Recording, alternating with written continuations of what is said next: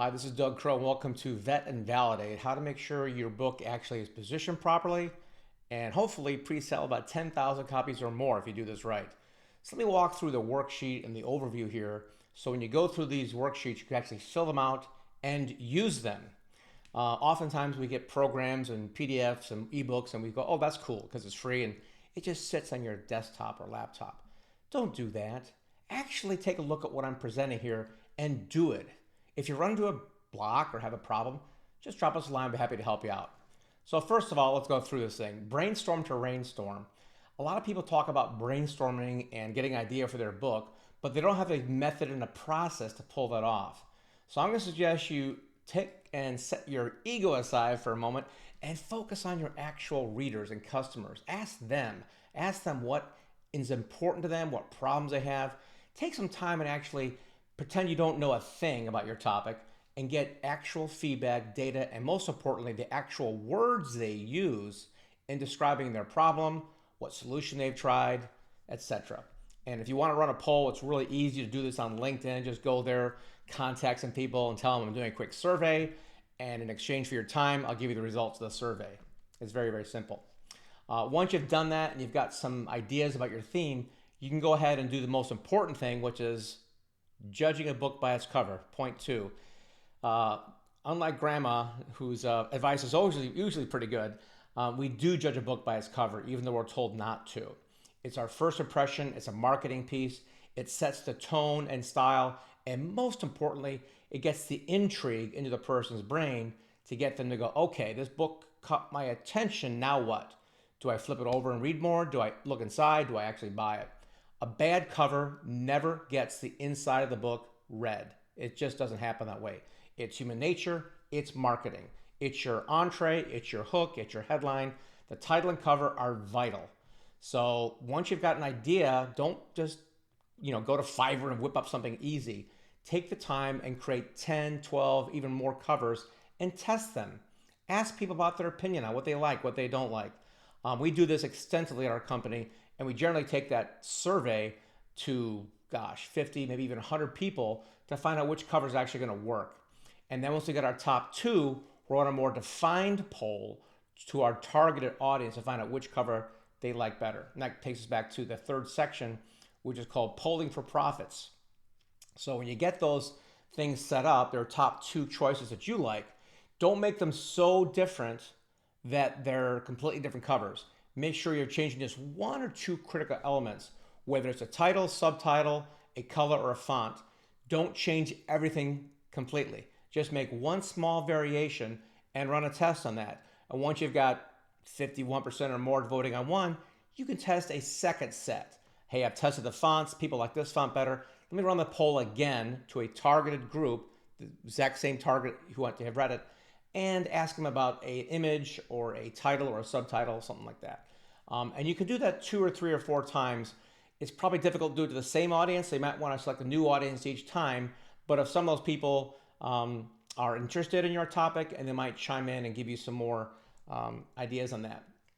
Now, the most important part of this whole process is right here in step 3, polling for profits. When you do that and you target an individual, keep in mind that individual has their own network, right? Everybody has at least 250 people that they know. That's good, but only if it's intentional. If you were to target your book, say you're doing a book about, health or cancer or something, and you contacted the American Cancer Society and asked them to give their opinion on the book cover, title, fonts, whatnot, you might get a different response, but more importantly, be engaging in a future potential collaborator on your book. So who do you go to? Don't be shy. Go to the top. Call up the CEO, COO, marketing director, some C-level executive, and you might not get through to anybody, but at least give it a shot and maybe select 5 or 10 or 20 different organizations that would resonate with your message. And once you've got 1 or 2 of those people giving you their opinion, you want to say, hey, that's great. Thank you so much. I really appreciate your opinion. I got a couple of chapter titles or maybe a table of contents. Can I shoot you that real quick and give me your opinion on that? And if you're lucky or if you're strategic or both, you can get them to actually give you some more ideas on your interior, your manuscript. And if they can provide a story or two, you are golden. I'll explain why in a moment. On step 4, I talk about the magic of mediocrity. All right. Amazon has a wealth of information on their platform. I want you to think about the reviews that people get. And what I encourage you to do, this is very tedious, but it has valuable data for you, is to go in there and go to the top selling books in your category or subcategory, whatever it is. Go to Amazon, look up top best selling books, go to the number 1 or 2 in your category, and copy and paste every single 3-star review you can find in those top selling books. Why 3 stars? Well, 1-star reviews are people are just ticked off and angry and have nothing constructive to say usually. 5-star reviews, who are those? People, my best friend, my mom, read my book. Oh, Johnny's a great author. Nice, but not helpful for what we're doing, which is research. Now, a 3-star review, wow, that's going to give you something very important. Number 1, the person's actually read the book. They've said something polite and constructive, and maybe they said something they didn't like about the book. That's important too. Most important, they might say what they would have liked to have read. So you've got 3 things you're pulling from the 3-star reviews. You're looking at what they liked, what they didn't like, and what they would have liked to have read. And when you manually copy and paste over 100 of those into a document, spreadsheet or something, I would go ahead and read those, find the common thread, and create a chart. You can visually see what people like, what they don't like, and most importantly, what they would have liked to have read. We do this for our clients, and it's great data. It really helps you out. So when you do all those things, from research, polling, and the Amazon reviews, you're going to have a really good feel for what your book should look like, how it should sound, and most importantly, man, you're going to start building a list. And a lot of people write their books and produce them, and then they go, okay, world, I'm an author. Who wants to buy this? And they have no database. No one even knows who they are except their immediate circle. And that's a long road to getting 5, 10, 20,000 books sold. However, if you take the idea of creating a community serious and you do it early and often, you'll have a much better chance of moving a bunch of books. Let's take the American Cancer Society, for example.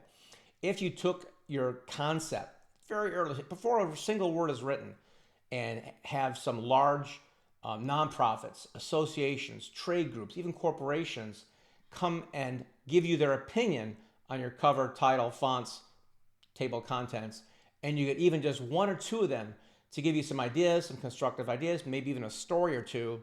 Imagine what happens when your book is all completed several months in the future. You can call up those people and say, hey, your book is out. I'd like to send you a copy. Okay, great. Oh, by the way, you're in chapter 3. Oh, I am? Yeah. When that book comes in the mail, that's the first thing I'm going to go to is chapter 3 to see what they wrote. It's when you ever look at a photograph, you and a bunch of other people, the first person you look at is always yourself. It's not selfish, it's just how we're wired. Same thing for a book. So if you put other people, especially influential people, in your book, and you let them know that when they get their copy, they're going to go there. And if you've done a good job of edifying that person or their process or their ideas or their what they stand for, you might get a conversation like we've had a few times with our clients. Hey, I love this book. Thanks for putting me in chapter 3 and 7. How can I get some copies? I'm so glad you asked. And when you target the right organizations, those orders could be in the thousands. So step 5, the list is life, as coined in Schindler's List. So be sure that you focus on your media, your podcast, your outreach after the book is done. But don't forget, most importantly, if you've got the time, if your book is not yet written, start building your database, your community right away. And if your book is already done, just keep building your community, right? People tend to buy the same types of books. So if you go to other communities in a similar genre, don't spam it. But if you collaborate and ask questions and give support to that community, you become a micro-influencer in that area, and people can be siphoned off into your community. So that's the concept for Vet and Validate. There's a much larger program if you'd like us to help you with that. You could just shoot us a message or an email, click on a link below. Be happy to help you out. This is Doug Crowe with Author Your Brand, and this is the Vet and Validate Workshop. Have a good day.